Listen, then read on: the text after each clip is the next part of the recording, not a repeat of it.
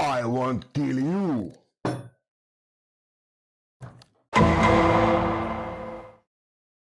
Astut juuri mallasmaken maailmaan ja nyt astutaan sellaisille vesille, mihin ei ole aikaisempaa astuttu, koska kastelemme jalkamme kovalle soodalle. Kyseessä ei ole mikään mallasjuoma. Ja jos me katsotaan sen historiaa, niin se on alun perin tehty kiljupohjalle. Eli aloituksessa sanon I won't kill you. En tarkoittanut, että haluan tappaa sinua, vaan mä haluan kiljua. Ja mikä sen parempi tapa kuin nauttia se hard seltzerinä. Jos mennään historiassa taaksepäin, niin vuonna 1993 Coors Panimo toi ensimmäisen hard seltzerin eli kovan soodan markkinoille.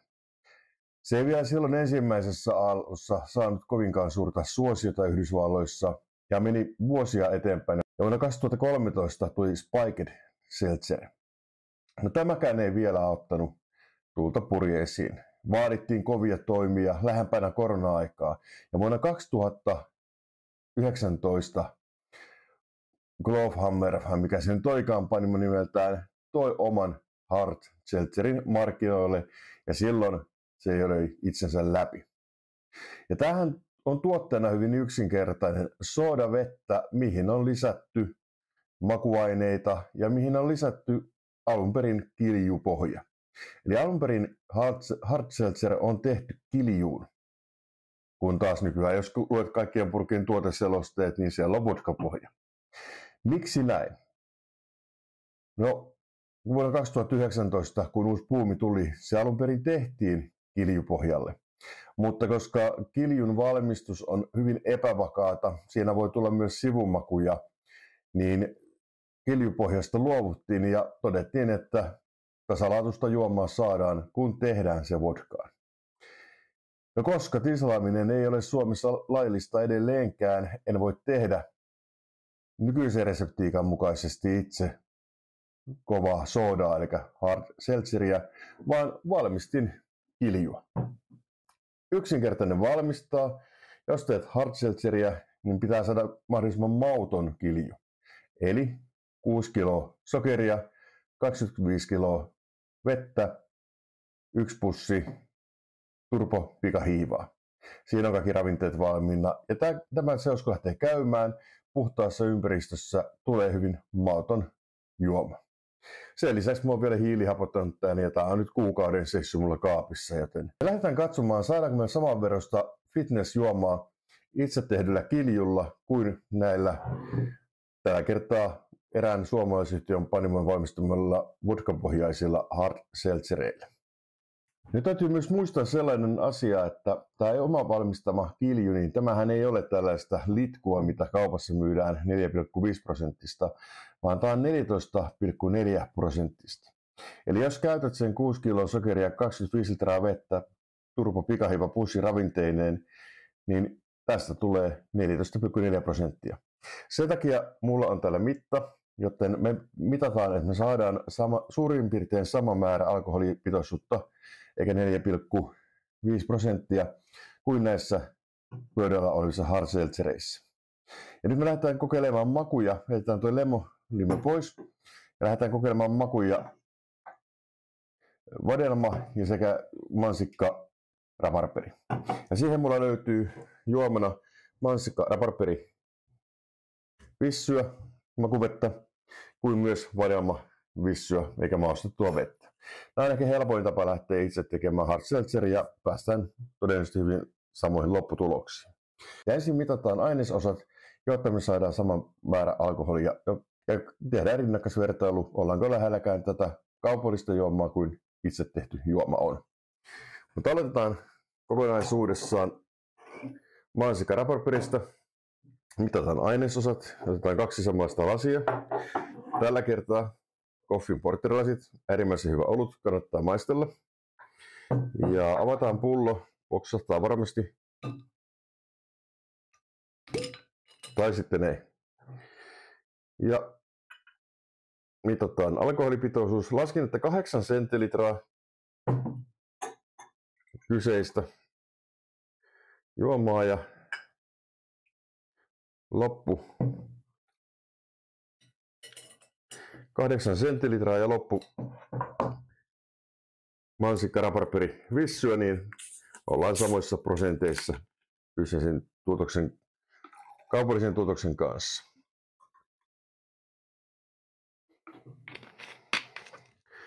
Eli siinä on ensimmäinen oma tekemä hard seltzer, pieni sekoitus, että me saadaan alkoholi tuolta noin, mutta sillä tavalla, että ei hiilihappoa hirveästi pääse karkaamaan. Ja avataan Olvin valmistama hard seltzer tässä kertaa. Ja kuten nähdään, niin Olvin tuotos on väritön, mutta ei ehkä mauton. Mutta on siinä mielessä hyvä, että nyt me nähdään kumpi on kumpaa. Oma tekemä kaupallinen. Ja tosiaan täältä kun lukee, niin mitä on ainesosat: vesi, alkoholi. Täällä ei puhuta vodkasta, joissakin puhutaan vodkasta, hiilidioksidi ja luontaiset aromit ja kaikkea muuta happamuuden säätöainetta, sitruunahappoa, säilöntäainetta. Ja strawberry ruparppi eli mansikka raparperi tähän tuoksutusti. Alkuperäinen. Ja Saskian plus mansikka raparperi vesi.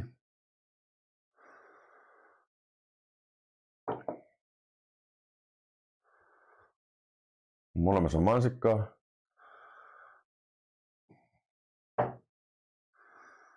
Voimakkaampi tuoksu on tässä Olvin tuotoksessa. Tehas maisto.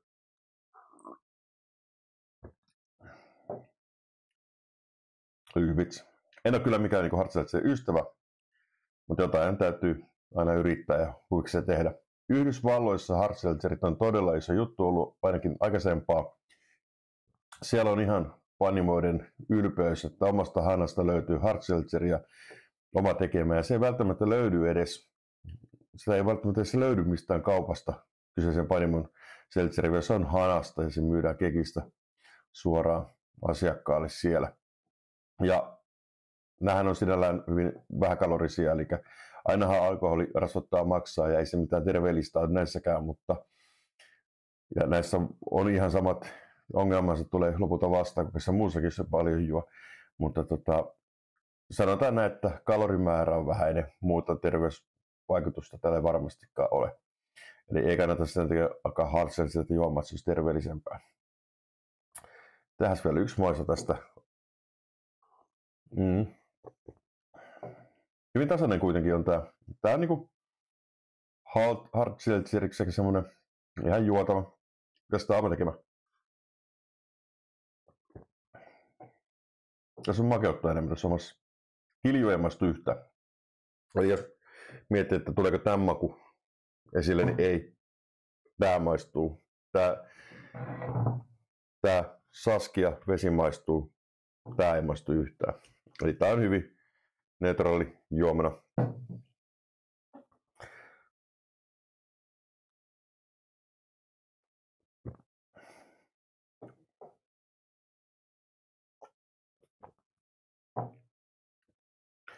Kumpaa joisi jatkossa? Ehdottomasti oma tekemä. Tää on paljon paremman makuinen mansikka raparperi. Tää on jotenkin keinotekoinen. Varmasti molemmat ovat keinotekoisia, mutta tää on vielä keinotekoisempi.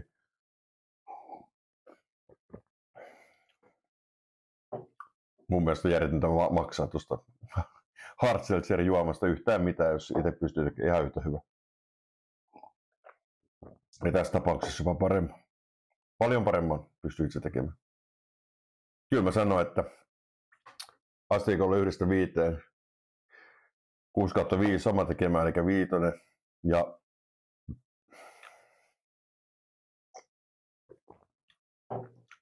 kaupallinen tuote antaisin 3. Omassa on paljon paremmat maut. No niin, mutta ei vielä tuomita kaupallista tekerettä. Mennään seuraavaksi raspberry, eli vadelmajuoma. Tehdään taas samalla tavalla kuin äskenkin. Sekoitussuhteet.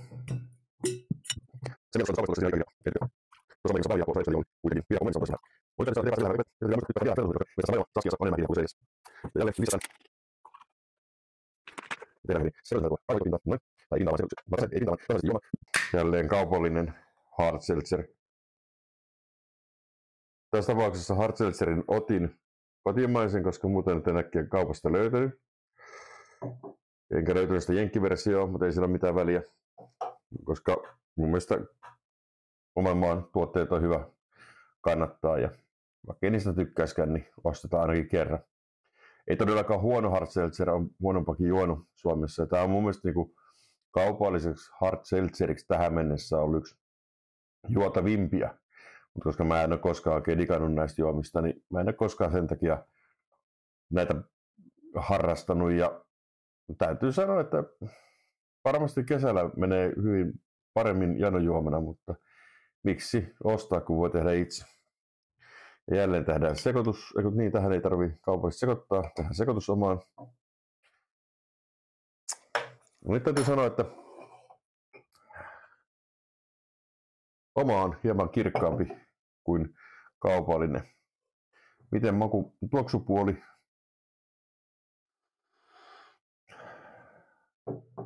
Kaupallisessa ei tuoksu vadelma juurikaan. Oma sekoituksessa, oma tekemässä kiljupohjassa, niin tässä tuoksuu vadelma, mikä muu siinä ei tuoksukaan.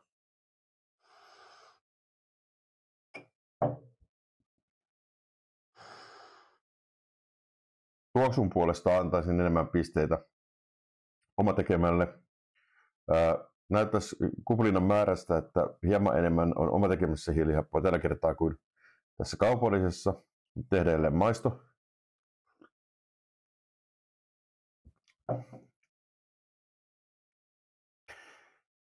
Hyvin vetinen tai kaupallinen. Kyllä sieltä se vadelma löytyy mausta.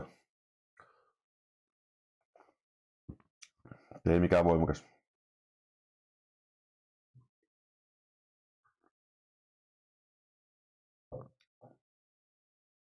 Nyt täytyy sanoa, että nyt ollaan ihan niin kuin samoilla viivoilla näissä makumaailmassa. Mä en näistä huomaa juurikaan eroa.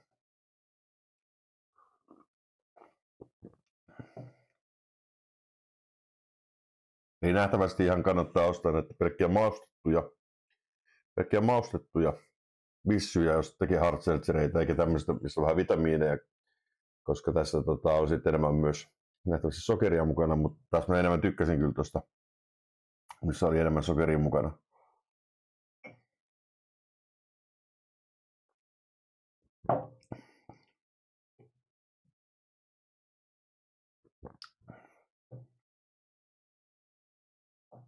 Ei näissä ole ero. Jos sitten teet, niin teet tuommoiseen perus maustettuun kivenäsveteen. Ja jos nyt sanotaan, että teknisesti miten onnistunut, niin molemmat on 5/5. Ja sitten jos siellä asteella, mitä mä tykkään näistä, niin maun puolesta sanoisin, että 2,5 molemmille. En toista kertaa sekoittaisi näitä. Kun taas ensimmäisestä mansikaraperista, minkä teen tähän mansikaraperin saskia plusjuomaan, niin ehdottomasti toi on se, mikä menee jatkoon ja jatkossakin voi juoda tätä.